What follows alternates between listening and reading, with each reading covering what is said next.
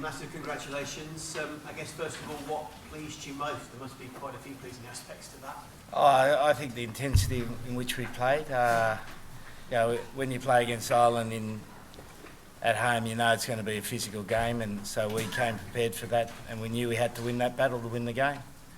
Some games are immensely physical, some are more tactical, but we went in there, we ripped in, probably shaded them a little bit in that area. And we know they're a top team. They're well coached, well drilled, but I thought our intensity, particularly in the first part of the game, was outstanding. Eddie, where does this rank in your victories as England coach? Well, I know the next one's going to be better. That's the only thing I know. We're a team that's still growing. We're nowhere near our best. So we're looking forward to play better than that, and we will. 2 years ago when you sat there, you said Joe Schmidt did a bit of a number on England. Do you feel you reversed that today? Well, that doesn't really concern me. He's an outstanding coach. I think what I'm pleased for is our players, and our players deserve all the credit. They've worked hard, they've come together in the space of 10 days and played a good game of rugby today, and made their country proud. Mako was the official man of the match. He was outstanding, wasn't he? Was he yours? And if not, who was? Well, I don't really have a man of the match, to be honest. Right, who stood out for you? Well, I thought Mako, Jamie, Sinks, the tight five were outstanding. And then you look across the back line, Johnny May, just the amount of selfless work he did today was absolutely outstanding. And we executed our game plan well. So then you look at the 9s and 10s. The bloke sitting next to me didn't play too shabby at all. How important was the timing of this result? It really changes the narrative leading up to the World Cup over the next few months. Well, as I said, these games have got nothing to do with the World Cup. These games are standalone games that are important between a very good Ireland side and an improving England side, and that's how we took it. We'll start worrying about where we're standing in the World Cup when we're 10 days out from the first game against Tonga. Before the game you said that Ireland is the best team in the world right now. Do you still think?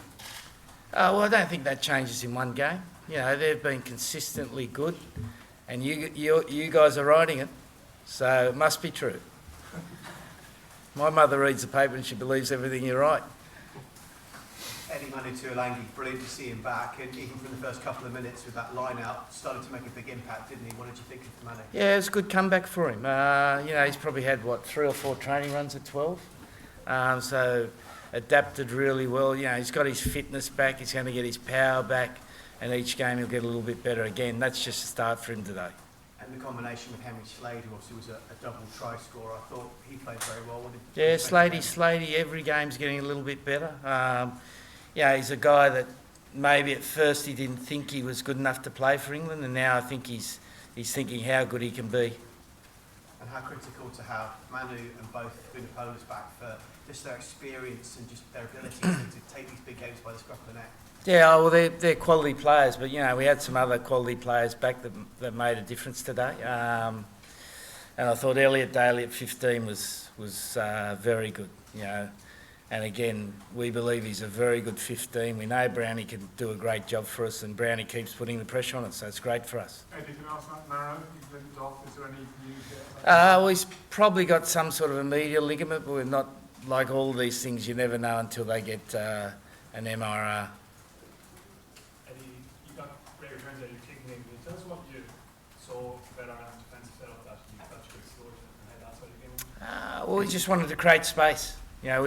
We didn't know how we were going to take the space, and obviously kicking's one way to take the space. We wanted to create space, and we managed to do that, and then the execution of our kicking and chasing was very good. Were you surprised by Bobby Henry? You said you were surprised by Ronnie Henry being a fullback. Did you feel you could exploit that selection? No, not really.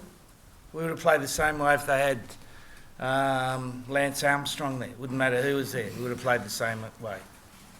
Owen, in any sport it's very difficult to get a number of players playing so well at the same time. Did you have a feeling beforehand that it was going to work out like that, or how did you plan it? As we said, the 10 days preparation I thought really led up to that performance. So we were confident in that regard. Any help? Carl Sigler, is he okay? With a bit of a bang? Yeah, I think he got tired, mate. Eddie, how do you think other teams will look at England as a Six Nations threat now off the back of this? You were talking about big seeds, underdogs before this game. Yeah, well, I think the only team will be looking at us is France.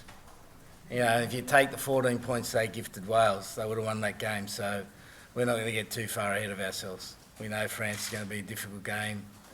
We'll make sure we're well prepared for them. So we'll have a short break and then we'll rip back into it. Oh, and the long-range penalty that came after Courtney's tackle was quite a big celebration after both the penalty and the kick.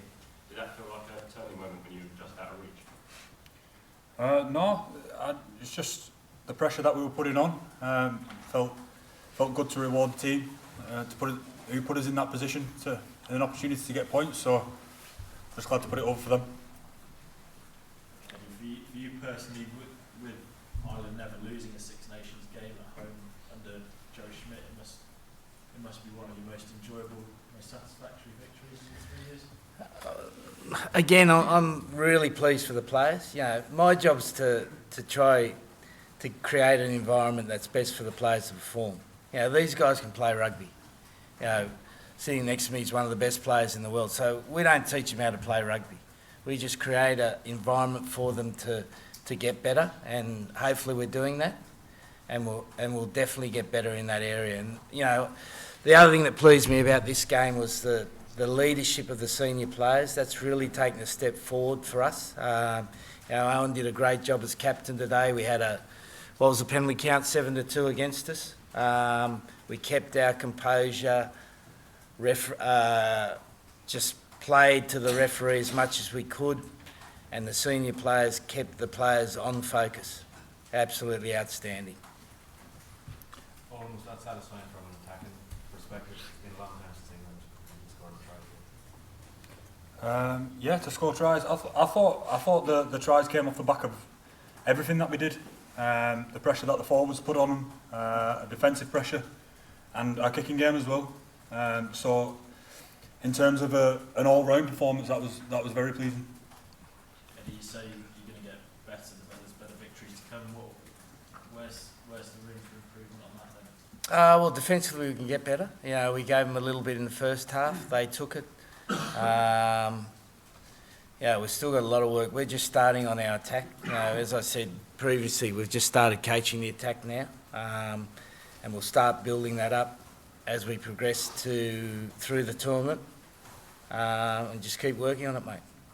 I mean, when someone like Courtney Lawes comes on the field and adds that power in the hit and at the breakdown, is there a psychological lift for the rest of you who have been there sort of 60 minutes or so? What does that do for the starters?